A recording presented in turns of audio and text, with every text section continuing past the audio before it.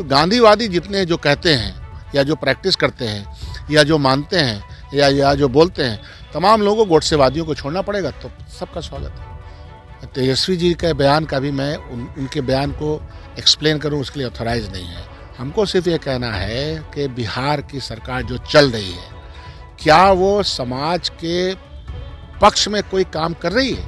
कि वो क्या मानते हैं कि नीतीश कुमार की अगुवाई में, तो सिर्फ चेहरा लीजिएगा कि आप दे क्या रहे हैं, महाराष्ट्र वाली सिचुएशन न बना देंगे। तो इन लोगों से कुछ भी हो सकता है, कुछ भी कर सकते हैं, किसका इस्तेमाल कर लें। जब आप उसी परीक्षा के एक एग्जामिनेशन को कैंसिल करते हैं, इसका मतलब है कि गड़बड़ झाला तो हुआ था, तभी तो कैंसिलेशन है। नमस्कार, मैं साकेत कुमार, अपना भारत टाइम्स देख रहे हैं। बिहार का सत्ता कब किस करवट मोड़ ले ये कहा नहीं जा सकता। एक बार फिर से राजद सुप्रीमो लालू प्रसाद यादव ने बयान दिया है, जिसके बाद लालू नीतीश सुर्खियों में है। अब तक का इतिहास भी यही रहा है। कब नीतीश कुमार किस तरफ जाएं, किस खेमे में जाएं, ये सिर्फ नीतीश कुमार ही जानते हैं। 2025 में बिहार विधानसभा चुनाव होना है। हमारे साथ बातचीत करने के लिए कांग्रेस के विधायक दल के नेता शकील अहमद खान हैं। राजद सुप्रीमो लालू प्रसाद यादव ने कहा है कि नीतीश कुमार का स्वागत करते हैं। आने वाले समय में कुछ महीनों में चुनाव भी होने हैं। कैसे देख रहे हैं उनके इस बयान को? लालू जी अपने चिर परिचित अंदाज में अपने बयान देते हैं जी, और उनके बयान के बहुत सारे मायने होते हैं, लेकिन मैं उनके बयान का विश्लेषणात्मक अध्ययन उनसे आप ये पूछिए कि आपने जो ये बयान दिया उसका विश्लेषण क्या है। मैं ये मानता हूँ कि हमारा यह देश गांधीवादी और गांधी के विचारों का देश है। नीतीश कुमार जी को मैं देखता हूँ कि वो अपने टेबल पर भी 7 उपदेश गांधी के रखते हैं जी। बड़ी बड़ी जो यहाँ टावर बनवाए, बापू टावर बनवाया, बापू सभागार बनवाया, बापू परिषद, तो बापू को लेकर काफ़ी चिंता में रहते हैं और चाहते हैं कि बापू की बातों को फैलाया जाए जी। कई बार ऐसा हुआ, भितरवा आश्रम वगैरह में भी काफ़ी बनवाया है। तो ये उनका अपना योगदान है, क्योंकि वो गांधी को मानते हैं और समाजवादी धारा के आदमी हैं। दिक्कत यह है कि जब गोडसेवादियों के साथ कोई समाजवादी चिंतन, कोई गांधीवादी आदमी चला जाता तो वहीं दिक्कत होती है।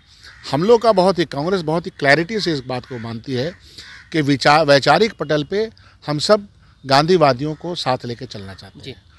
गोडसेवादी के साथ तो हमारा वैचारिक संघर्ष चल रहा, और राहुल गांधी का खास तौर पे हमारा अभी अधिवेशन हुआ था, तो ये बात बहुत है कि वैचारिक लड़ाई है इस देश में। तो गांधीवादी जितने जो कहते हैं या जो प्रैक्टिस करते हैं या जो मानते हैं या जो बोलते हैं, तमाम लोगों को गोडसेवादियों को छोड़ना पड़ेगा। तो सबका स्वागत है। आपने कहा कि गोडसेवादी को छोड़ना पड़ेगा, लेकिन नीतीश कुमार कभी राजद के खेमे में तो कभी भाजपा के खेमे में, और सरकार हमेशा नीतीश कुमार की रहती है। एक तरफ जहां लालू यादव ने जो बयान दिया है, उसके ठीक उलट तेजस्वी यादव का कहना है कि नीतीश कुमार का स्वागत अब कभी राजद में नहीं होगा। राजद, जनता दल, यू सब बिहार की पार्टी है जी, और वो एक दूसरे के प्रति उनका सम्मान असम्मान चलता रहता है, हम लोग देखा है। लेकिन आप कांग्रेस पार्टी के आदमी से बात कर रहे हैं, तो कांग्रेस पार्टी का वैचारिक पटल बहुत क्लियर है। क्लैरिटी ये है कि गोडसेवादियों के साथ वैचारिक तौर पर कोई भी समझौता संबंध हो ही नहीं सकता। गांधी के विचार के साथ कोई आएगा, सबका स्वागत है। तो आने वाले टाइम में कैसे देख रहे हैं, जब बिहार विधानसभा चुनाव होना है, इस बीच में एक तरफ जहां पिता कुछ बयान देते हैं, पुत्र कुछ बयान देता है, लेकिन आप भी गठबंधन का हिस्सा हैं। भले आप कह रहे हैं कि गोडसेवादी जो हैं उनके साथ नहीं रहेंगे, लेकिन नीतीश कुमार के कब क्या निर्णय ले ले वो तो कोई नहीं कह सकता। नहीं, उनकी तरफ से भी मैं उनके मन में क्या चल रहा है वो मैं ऑथराइज नहीं हूँ। तेजस्वी जी के बयान का भी मैं उनके बयान को एक्सप्लेन करूँ उसके लिए ऑथराइज नहीं है। हमने अपनी बात बहुत ही साफ लफ्जों में कह दी है। क्या चल रहा है सर? गठबंधन में क्या ऐसी बात चल रही है? कहीं कोई गठबंधन में ये बात नहीं चल रही। गठबंधन के हर पार्टी अपने तरीके से तैयारी में लगी हुई है। 2025 में हम लोग चाहते हैं कि गोडसेवादी हारें और गांधीवादी जीतें। लेकिन 2025 का जो चुनाव होना है उसमें भाजपा की तरफ से साफ कहा गया है कि एनडीए का जो चेहरा होगा वो मुख्यमंत्री नीतीश कुमार ही होंगे, और 225 सीट पर बिहार में अब एनडीए की जीत होगी। देखिए, 440 बोलने वाले 240 पे अटक गए, तो इनकी जो अतिशयोक्ति है वो दुनिया, हिंदुस्तान, सब समाज का हर वर्ग जानता है। उस पर हमको कुछ नहीं कहना है। हमको सिर्फ ये कहना है कि बिहार की सरकार जो चल रही है, क्या वो समाज के पक्ष में कोई काम कर रही है? नहीं कर रही है। स्टूडेंट्स का मामला हो, अभ्यर्थी का मामला हो, प्लान का मामला हो, किसानों का मामला हो, बुनियादी सवाल का मामला हो, रोज़गार का हो, रोटी का हो, शिक्षा का हो, इन सब पे भाजपा के साथ जब से ये आए हैं, ख़ास तौर पर अधिकांश समय में मैं देखता हूँ कि ये सब लगता है कि कोई आसमान में लटकी हुई चीज़ हो गई है। तो हम लोग तो अपनी तैयारी कर रहे हैं और भारतीय जनता पार्टी अब 225 से क्यों बोली, 243 से उसको बोल देना चाहिए था, टोटल बोल दे। तो टोटल झूठा पार्टी है ये सब ना, बड़का झूठा पार्टी कब क्या बोलेगी हमको से कोई मतलब नहीं।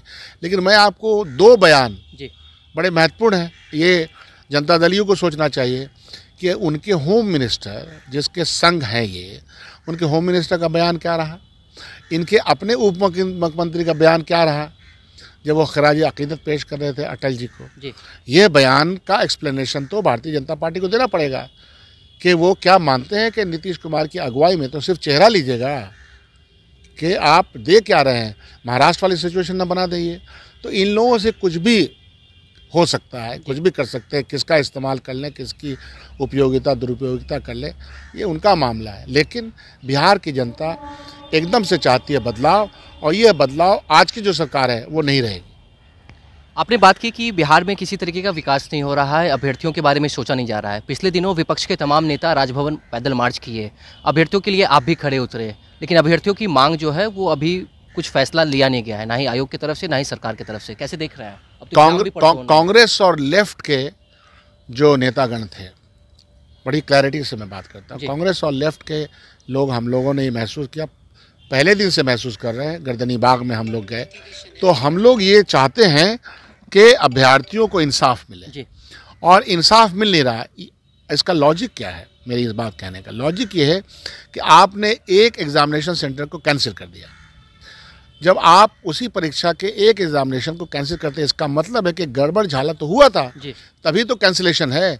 सरकार के लोग कह रहे हैं कि कोई किसी तरह का कोई गड़बड़ नहीं हुआ। गड़बड़ नहीं हुआ तो फिर आपको जवाब देना पड़ेगा कि आपने इतने बड़े सेंटर को कैसे कैंसिल किया।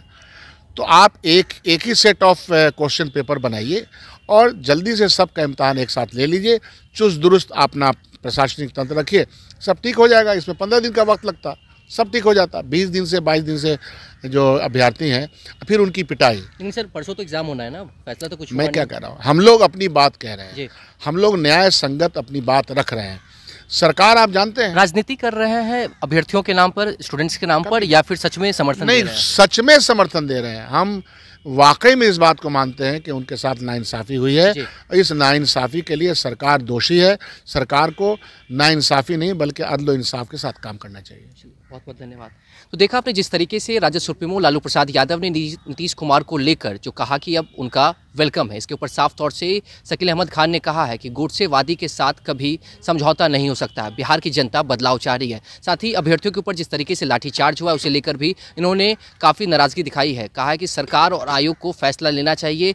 तमाम लेफ्ट के और विपक्ष में जो कांग्रेस है वो अभ्यर्थियों के साथ में है। बीपीएससी अभ्यर्थियों के साथ क्या कुछ होता है, क्योंकि परसों एग्ज़ाम भी होना है, लेकिन लगातार पिछले 15-16 दिनों से बीपीएससी अभ्यर्थी जो हैं वो एग्ज़ाम रद्द करने की मांग को लेकर पटना के गर्दनी बाग धरना स्थल पर धरना दे रहे हैं। फिलहाल इस खबर में इतना ही। नवभारत टाइम्स के साथ बने रहें। पटना से साकिब कुमार।